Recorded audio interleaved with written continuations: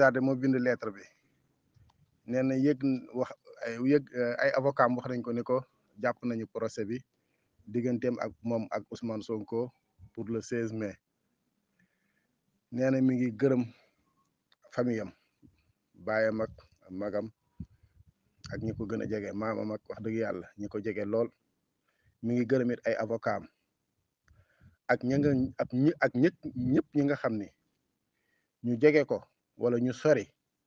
ñoo ngi ko goon jàppale nee na yoon wi guddoon na lool waaye tey jii benn baat rek mooy ñëw ci boppam mooy alhamdulilah rabbil alamin mi ngi sant yàlla nee na mi ngi sant yàlla nee na baat boobu daal moo dikk ci xelam sant yàlla alhamdulilah rabbil alamin ndax nee na depuis bi coow li amee ba léegi saaga nañ ko tuumaal nañ ko sosal nañ ko fenal nañ ko wax nañ ko lu nekk dugg ci démbam buntu xataal ay mbokkam ay famiyam wax te nag du fàtte mukk yi nag fukki xale ak ñeent yi ci faatu nee na yàlla yërëm seeni jëm nee na jàpp na ni moom dañ ko tilimal ci jigéen bi mu doon te laaju nag lu dul na yoon àtte na yoon def liggéeyam nee na bu fekkee ni moom moo tooñ na yoon dal ci kawam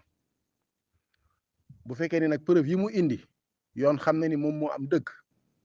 na yoon def liggéeyam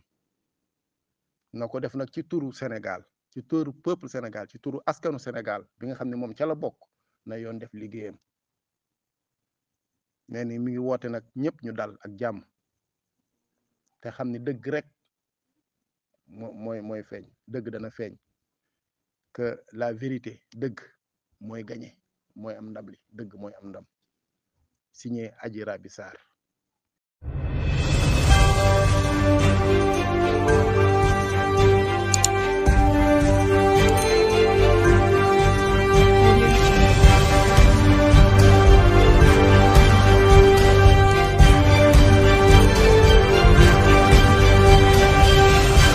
Audio Jungle.